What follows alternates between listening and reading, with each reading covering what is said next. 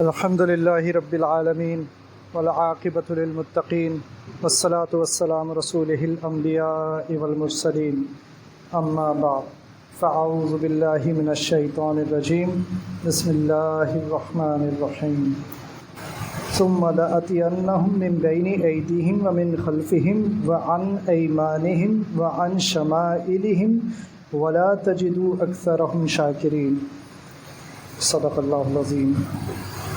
اللہ سبحانہ و تعالیٰ سورہ اعراف کی آیت نمبر 17 میں فرماتے ہیں، اور یہ شیطان کا وہ مکالمہ ہے جب وہ اللہ سبحانہ و تعالیٰ سے مخاطب تھا اور راندہ درگاہ ہوا تھا، تو شیطان نے اللہ سبحانہ و تعالیٰ سے کہا کہ پھر میں ان پر حملے کروں گا، ان کے سامنے سے بھی اور ان کے پیچھے سے بھی اور ان کی دائیں طرف سے بھی اور ان کی بائیں طرف سے بھی، اور تو ان میں سے اکثر لوگوں کو شکر گزار نہیں پائے گا۔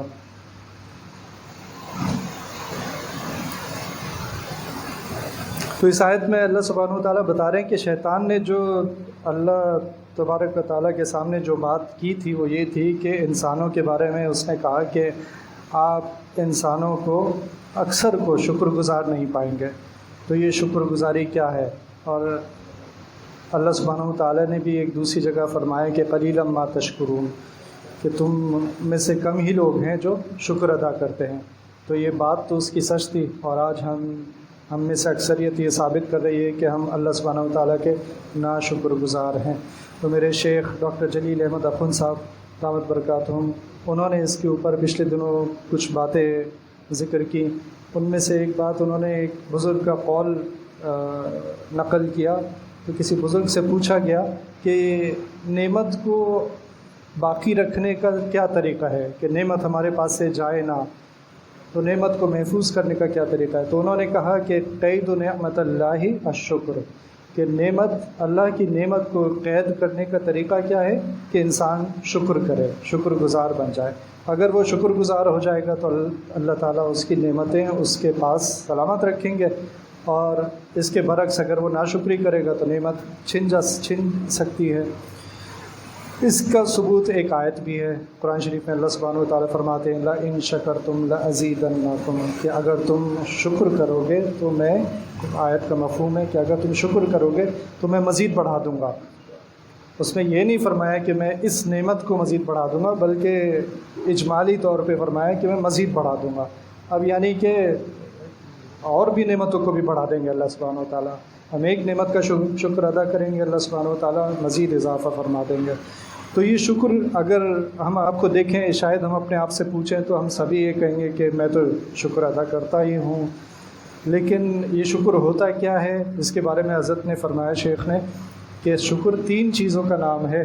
اگر ان میں سے ایک چیز بھی نہیں ہو تو پھر وہ شکر نامکمل ہوگا، اور ایسا بھی ہو سکتا ہے کہ وہ شکر نہ ہو بلکہ دغا بازی ہو۔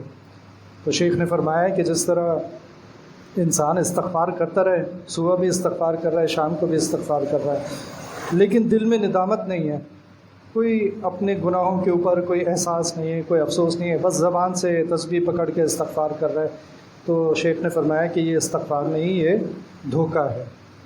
اسی طرح اگر ہم زبان سے تو شکر ادا کریں، مجھ ایک دوست کا واقعہ یاد آ رہا ہے کہ وہ جس ادارے میں کام کرتا تھا اس کی برائی کر رہا تھا، اور لوگ چھوڑ کے جا رہے ہیں، ادارہ ایسا ہے، ادارہ ویسا ہے، لوگ دوسرے ملکوں میں چھوڑ کے جا رہے ہیں، نوکریاں تلاش کر رہے ہیں۔ تو میں نے پھر اس سے چند ایک سوال کیے، میں نے اس سے پوچھا تمہیں کوئی مسئلہ ہے؟ تمہاری تنخواہ صحیح ہے؟ تمہارا باس صحیح ہے؟ تمہاری پروموشن ہو گئی؟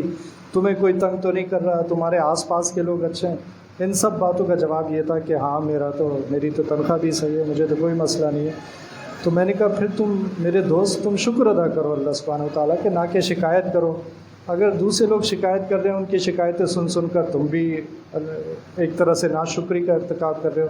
تو اس نے کہا کہ نہیں، میں تو بہت شکر ادا کرتا ہوں، میں تو بہت شکر ادا کرتا ہوں، حالانکہ وہ اتنی دیر سے ناشکری کر رہا تھا۔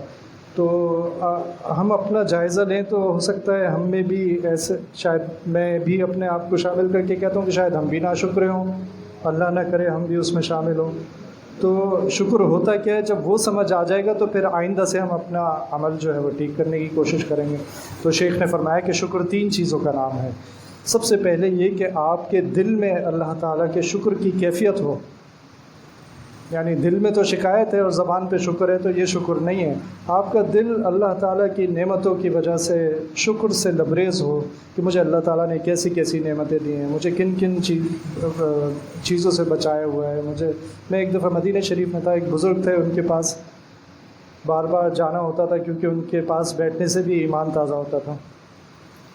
وہ جب بھی بات کرتے تھے پہلے درود شریف پڑھتے تھے، مدینہ شریف میں تھے، حرم شریف کے پاس ہی بیٹھتے تھے، اور پھر کہتے تھے کہ اللہ تعالیٰ کا کتنا شکر ہے ہمیں مسلمان بنایا، اللہ تعالیٰ کا کتنا شکر ہے ہمیں حضور کا امتی بنایا صلی اللہ علیہ وسلم۔ یہ وہ شکر کی باتیں جن کا ہمیں احساس نہیں۔ جو لوگ نئے نئے مسلمان ہوتے ہیں وہ کہتے ہیں مسلمانوں کو پتہ ہی نہیں ان کے پاس کیا ہے، مسلمانوں کے پاس جو نور ہے انہیں پتہ ہی نہیں ہے ان کے پاس کیا ہے۔ تو اور یہ بات صحیح ہے کہ ہمیں اس کا احساس نہیں۔ تو وہ بزرگ بار بار ان دو باتوں کا شکر ادا کرتے رہتے تھے کہ اللہ کا شکر ہے انہوں نے ہمیں مسلمان بنایا، اللہ کا شکر ہے حضور کا امتی بنایا۔ اس طرح بے شمار نعمتیں جو ہمارے پاس ہیں۔ ایک بیماری ہوتی ہے، وہ بیماری یہ ہوتی ہے کہ جس کو بھی وہ بیماری ہو جائے اس کو پانی سے ڈر لگنے لگتا ہے۔ اب وہ پانی سے ایسے خوفزدہ ہوتا ہے جیسے سانپ، جتنا اس کے قریب پانی آئے گا وہ اتنا ہی ڈرتا جائے گا۔ اب اسے پیاس لگ رہی ہے، اس کو جسم کو پانی کی شدید ضرورت ہے۔ وہ میں نے دیکھا ایسے شخص کو، وہ پانی قریب کرنا چاہ رہا ہے اپنے، لیکن جیسے قریب آتا ہے پینا چاہتا ہے وہ، لیکن جیسے قریب آتا ہے وہ اسے اٹھا کے پھینک دیتا ہے، ڈر جاتا ہے۔ اور ہم روزانہ پانی بھی پیتے ہیں، اپنی مرضی کی چیزیں کھاتے ہیں، پھل بھی کھاتے ہیں، لذیذ چیزیں کھاتے ہیں، لیکن ہمیں تو اکثر کو وہ دعا بھی یاد نہیں ہوتی کہ کھانے کے بعد دعا کیا کرنی ہے، کھانے سے پہلے کیا پڑھنا ہے، پانی سے پہلے کیا پڑھنا ہے، پانی پینے کے بعد کیا پڑھنا ہے، ہمیں تو وہ بھی یاد نہیں ہوتا۔ تو اللہ تعالیٰ نے ہمیں نہ صرف پانی دیا ہے بلکہ پانی پینے کی صلاحیت بھی دی ہے، پانی کو ہضم کرنے کی صلاحیت بھی دی ہے، پانی کو جسم سے نکالنے کی صلاحیت بھی دی ہے، پانی ایسا دیا ہے جس سے بیماریاں سے ہم محفوظ ہو جاتے ہیں۔ تو ایک ہی اگر نعمت اٹھا لیں تو اس میں بہت سارا شکر آ جاتا ہے۔ جب اس طرح سوچنا شروع کریں گے تو دل اللہ تعالیٰ کے شکر سے لبریز ہو جائے گا۔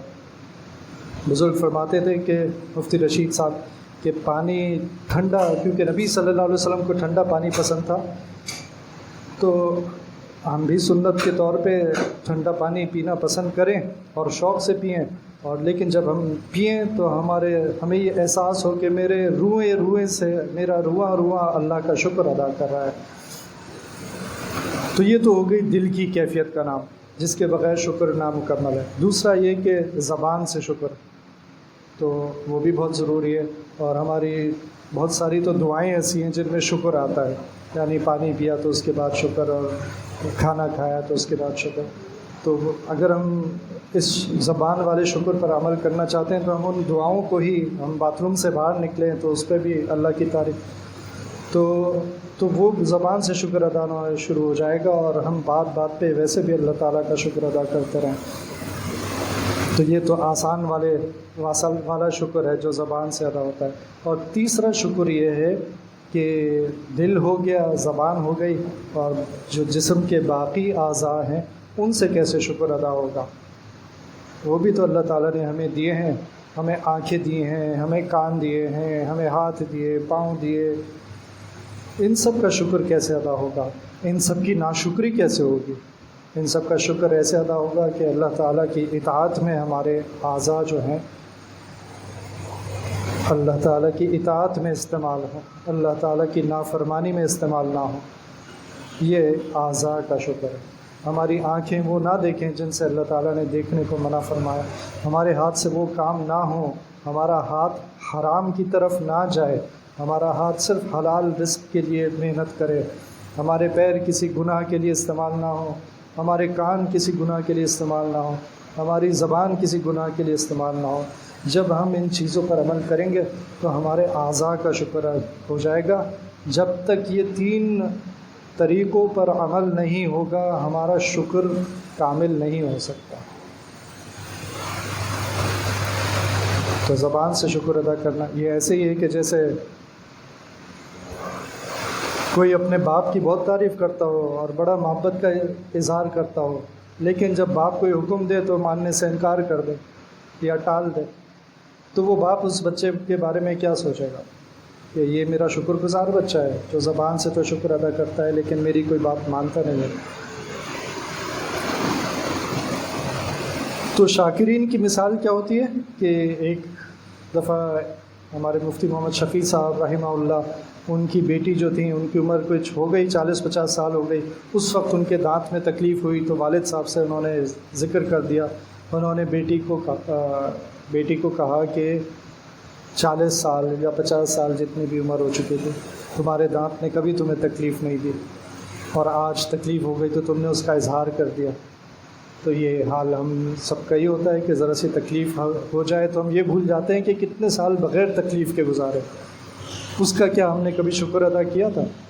تو ایک اسی طرح جو اللہ والے ہوتے ہیں ان کی ایک مثال ہے کہ ان کے پاس کوئی گئے، ان کی طبیعت ناساز تھی تو طبیعت پوچھنے کے لیے گئے کہ کیسی طبیعت ہے، انہوں نے کہا کہ الحمدللہ ہاتھ بھی ٹھیک ہیں، پیر بھی کام کر رہے ہیں، سارے کام میں کر رہا ہوں، میری آنکھیں بھی ٹھیک ہیں، میرے کان بھی ٹھیک ہیں، بس تھوڑا سا بخار ہو گیا یہ بھی ٹھیک ہو جائے گا۔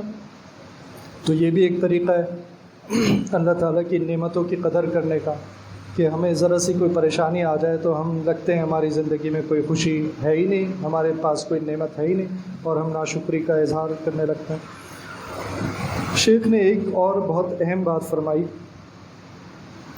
کہ ایک نعمت ایسی ہے جو بس ہمیں مل گئی ہے، پیدا ہوئے تھے ہمیں مل گئی اور اس کا ہمیں بالکل احساس نہیں ہوتا، تو باقی نعمتوں کا تو پھر بھی شکر ادا کر دیتے ہیں کہ اللہ تعالیٰ نے مجھے گھر دیا، مجھے اولاد دی، اسی طرح اور نعمتوں کا شکر ادا کر دیتے ہیں، لیکن مجھے اسلام دیا اس کا شکر ادا نہیں کرتے، اس کا ہمیں احساس نہیں رہتا۔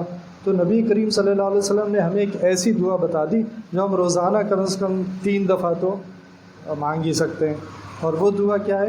کھانے کے بعد کی دعا، الحمدللہ الذی اطعمنا وسقانا وجعلنا مسلمین۔ اب اصل میں تو آپ نے کھانا کھایا ہے تو آپ کو کھانے کا شکر ادا کرنا ہے، یا پانی پیا ہے تو پانی کا شکر۔ اس دعا کا مطلب کیا ہے کہ تعریف اس اللہ کی جس نے ہمیں کھلایا اور ہمیں پلایا اور ہمیں مسلمان بنایا۔ تو یہ کوئی بظاہر تو ایسا موقع نہیں ہے کہ آپ اسلام اور مسلمان ہونے کا شکر ادا کریں، لیکن یہ کہ آپ بھول نہ جائیں، تو نبی کریم صلی اللہ علیہ وسلم نے ایسی دعا بتا دی، اگر آپ نے یاد کر لی اور ہر کھانے کے بعد مانگنی شروع کر دی تو آپ اس نعمت جس سے بڑی نعمت کوئی ہو نہیں سکتی، ایمان اور اسلام سے بڑی نعمت کوئی نہیں ہو سکتی، اس کا شکر بھی ادا کر سکتے ہیں۔ تو ہمیں چاہیے کہ اس دعا پہ بھی پابندی کے ساتھ عمل کریں، اور باقی نعمتوں کا شکر ادا ویسے تو ہم کر ہی نہیں سکتے، کسی ایک نعمت کا بھی شکر ادا نہیں کر سکتے، لیکن اپنی ایک کوشش کر سکتے ہیں، اور اللہ تعالیٰ ہمیں کوشش پر ہی اجر دیں گے۔ وہ کوشش کیا ہے کہ ہم ایک وقت مقرر کر لیں کہ میں کم از کم یہ تو کر سکتا ہوں کہ تسبیح لے کر 100 دفعہ اللہ تعالیٰ کی بڑی بڑی نعمتوں کو یاد کر کے ان کا شکر ادا کر دیں۔ الحمد للہ والشکر للہ، الحمد للہ والشکر للہ، کم از کم 100 دفعہ بڑی بڑی نعمتیں جو ہیں ان کو یاد کر کے۔ تو وہ صبح کا وقت بھی ہو سکتا ہے، لیکن بہتر یہ ہے کہ رات کے وقت آپ مقرر کر لیں، سونے سے پہلے تمام نعمتوں کو یاد کر کے ان کا شکر ادا کریں، تو کم از کم اپنی چھوٹی ٹوٹی پھوٹی ایک کوشش ہم کر سکتے ہیں اور اللہ سبحانہ و تعالیٰ کا شکر ادا کر سکتے ہیں۔ اللہ تعالیٰ مجھے اور ہم سب کو عمل کی توفیق عطا فرمائے۔ ربنا تقبل منا انك انت السميع العليم وتب علينا انك انت التواب الرحيم، وصلى الله تعالى على خير خلقه محمد وعلى آله واصحابه اجمعين، آمين برحمتك يا رب۔